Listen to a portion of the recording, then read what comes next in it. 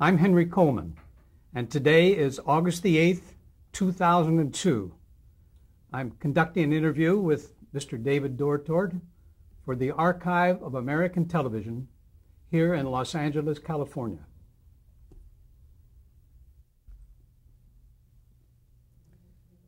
David, we want to thank you for having us into your home for this interview, and would just like to take a few minutes to get some information about you, your early influences, and thoughts about when you were very young.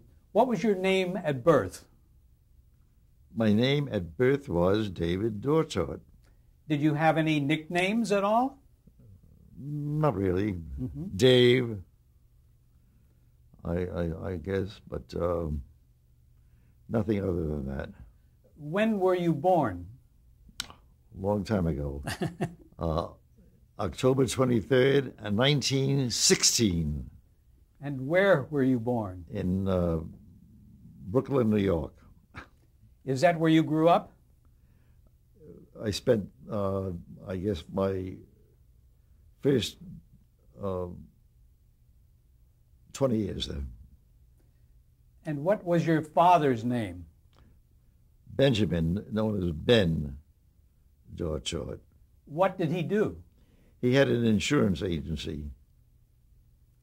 What was your mother's name? Clara Horwitz. Did she work at all? No.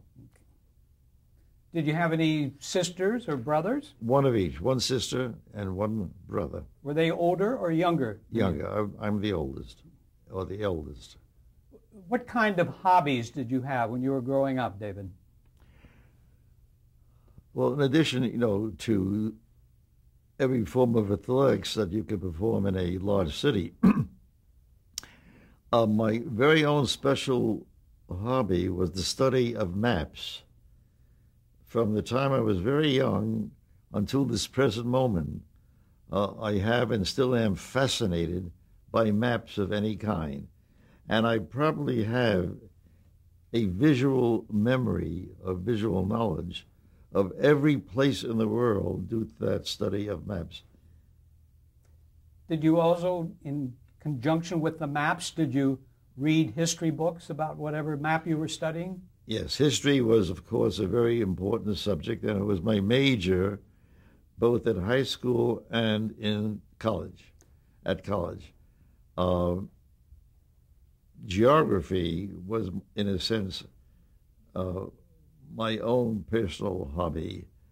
But there's some, there's economic geography, which is really tied into history. So it all becomes one of a sort, the search for information about the world, the rest of the world. What kind of student were you then? I was a fairly good student. I didn't do much of the required homework, but I managed to get by. And as evidence of that, I was allowed to, I was admitted into, in Brooklyn, the boys' high school, which was sort of a higher level in terms of scholarship. And then after that, I graduated from boys' high. I was admitted into the great city college of New York, known as CCNY, which also had a minimum level of achievement in terms of grades to enter. How early did you know what you wanted to be when you grew up? Did you know early on? Well, actually, I wanted to be involved in some way with maps. But after talking, to many people, especially my dear father,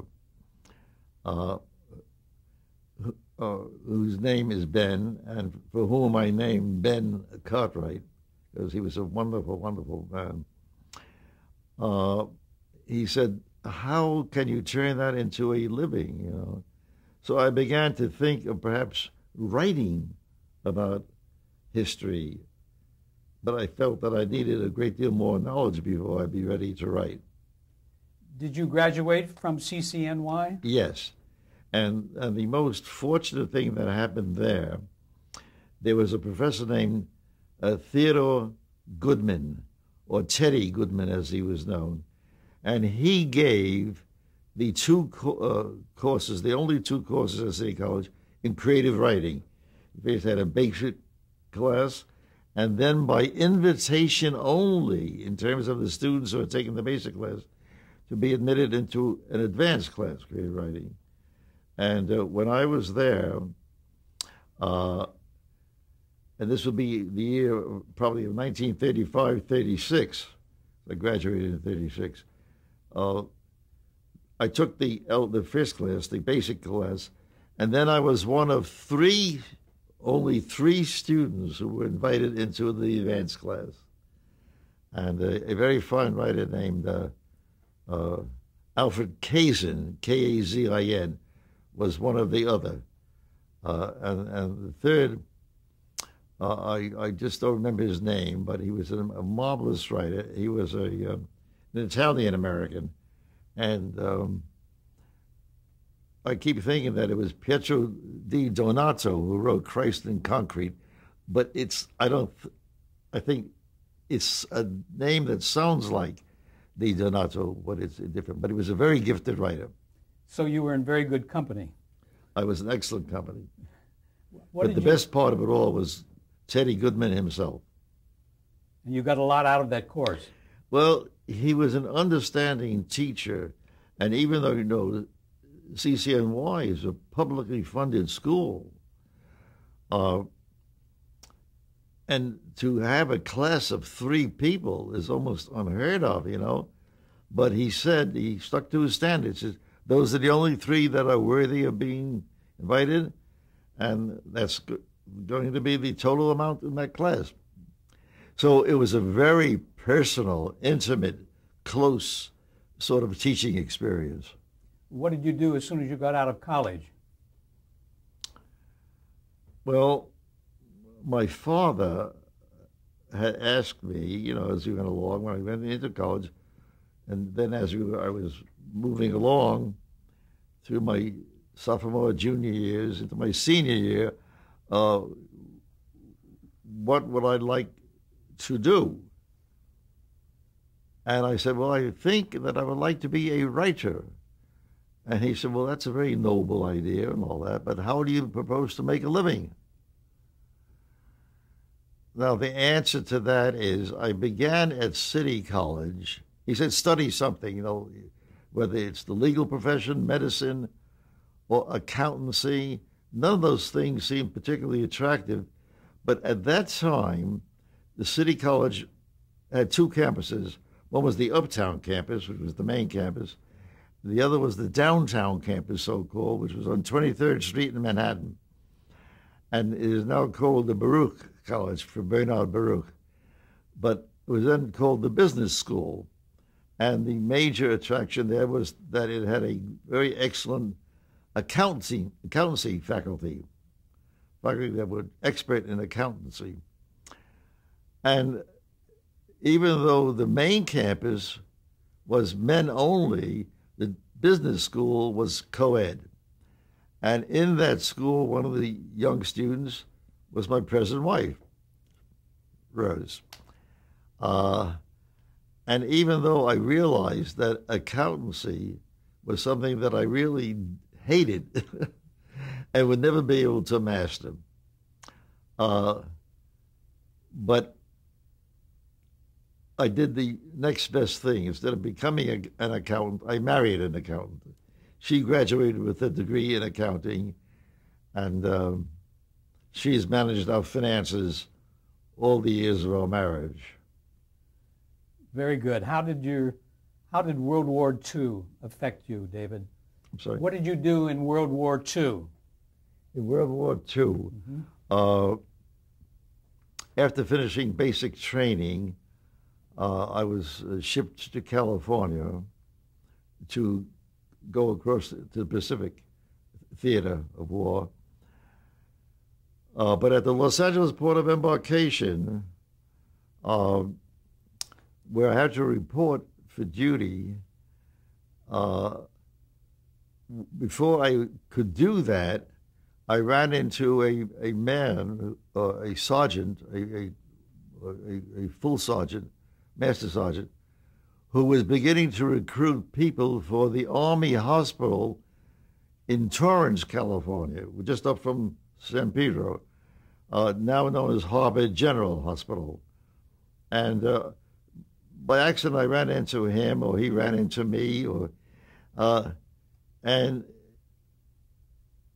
he asked if I'd be interested in working in a hospital. And I said, well, doing what? He said, well, you started as a bedpan orderly. I said, well, that's not very exciting. He says, well, what would you like to do in a hospital? I said, well, one very important thing is to have a newspaper. And he looked at me as though I would just come down from the moon or someplace. He said, a newspaper? What do we want with the newspaper in a hospital? I said, Sergeant, you have no idea how valuable and important a newspaper can be. Brings people together. It's kind of a cohesive factor in terms of people knowing about everything that's going on in the hospital. So he said, okay, we try it. And they put me into his Jeep. We went back out to the hospital. My papers were transferred to him. And I did just that. But the proximity to Hollywood, and I was the only, I was in the Army, Department of the Army, in what they call special services. My eyes are so bad. But the proximity to Hollywood, this was the days when, you had the USO, you had to, if you were an entertainer, I know in the great tradition of Bob Hope, you had to appear. You would get certain points or a score by how many appearances or performances you achieved with service people. And it was very easy, because it didn't matter how far or how close, to come down from Hollywood. So I had a constant stream of Hollywood personalities, particularly comedians, which is what the men wanted. And we had a very vital program in that respect. And that introduced me really to showbiz in a sense. I met many people then, and most of them gone now, but friends through my lifetime. What rank did you achieve? What rank? I finally became a tech sergeant. That's 5 stripes, 3 and 2. I'm going to ask you a question now about television. Do you remember when you saw television for the first time? Well, let me answer that this way, if I may. I had been elected president of the Writers Guild of America. After it split into 2 branches, the screenwriters and the television radio branch.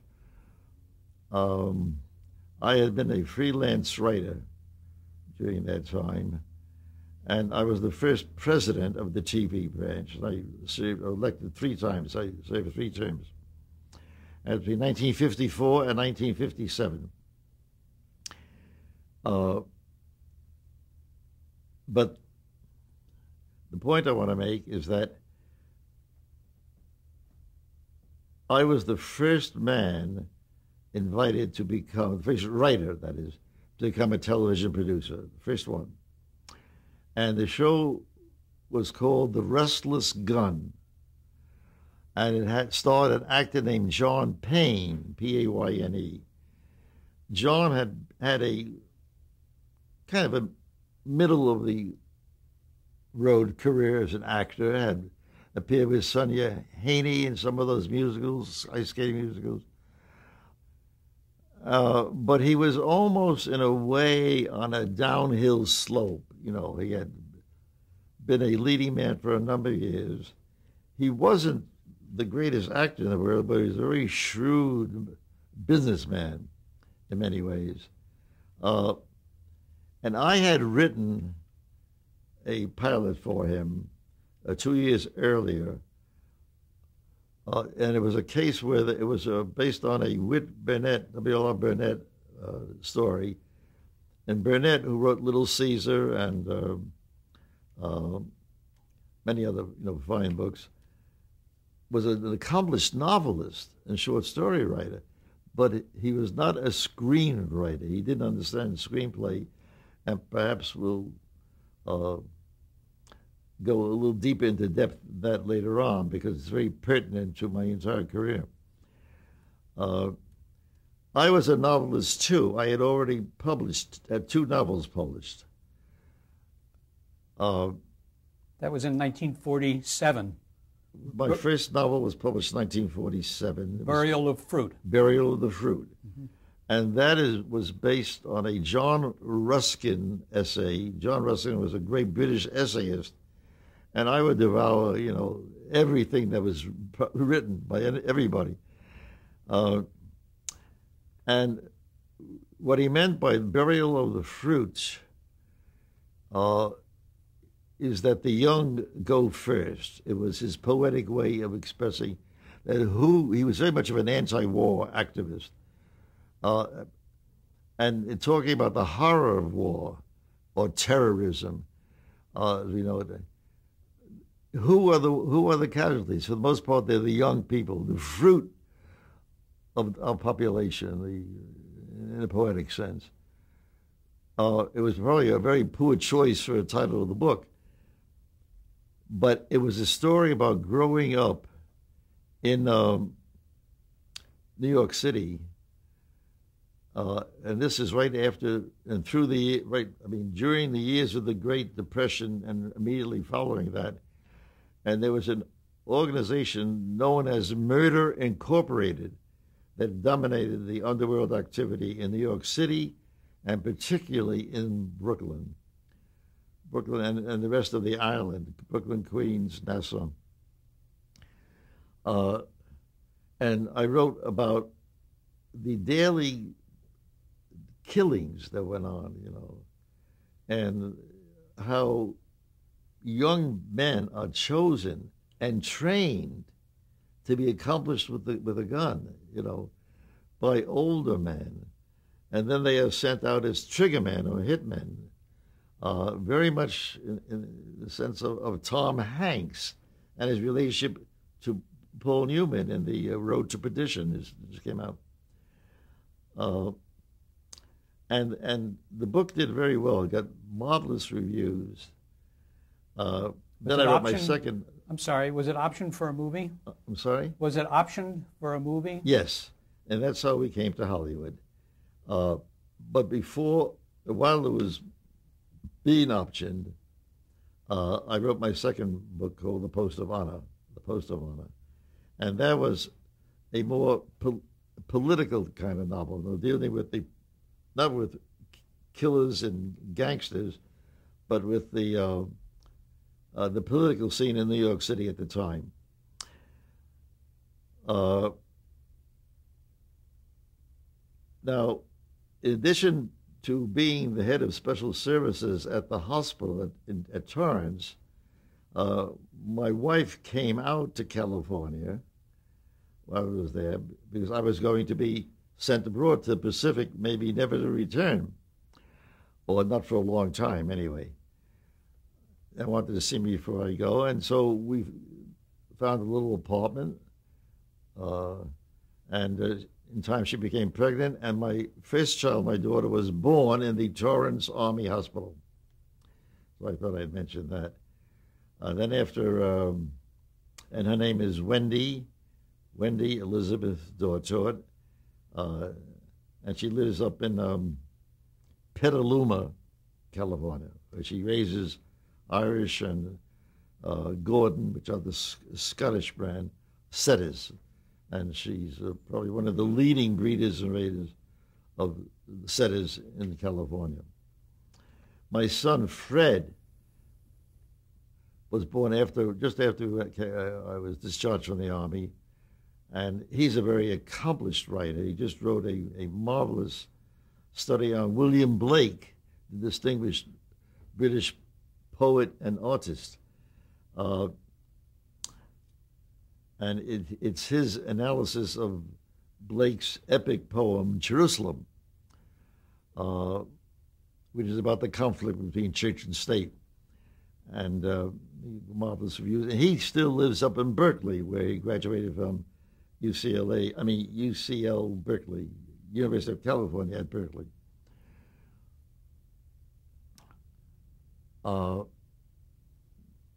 Can we pick up the thread, if you remember? Sure. What I want to do is just, because I wasn't clear with you, when did you first see a television screen, see a program on a television set? Do you recall?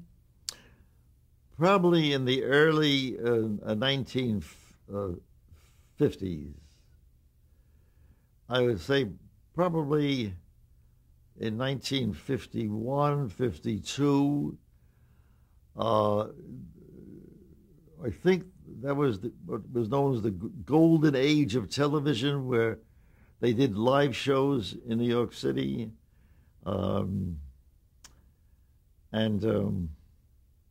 So it probably was maybe as early as 1950, actually, 50, 51, 52.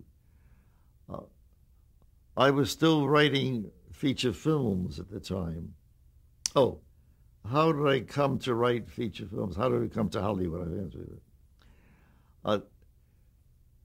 All during World War II, Hollywood had become sort of a refuge for people trying to get out of Nazi Germany, including distinguished filmmakers. UFA Films in Berlin was one of probably the top studio in the world at the time. And they had some marvelous people there. You know, great impresarios, did big, fantastic musicals. But they were all sort of Middle European in flavor. Hollywood had sort of declined. Many of the people who were prominent in it were in the service. But these refugees were not in the service, or for the most part weren't, and they were so talented, so sophisticated in terms of Hollywood, that they all more or less took over, with the Great Walls and things like that. Grand Hotel, Billy Wilder was one of the people.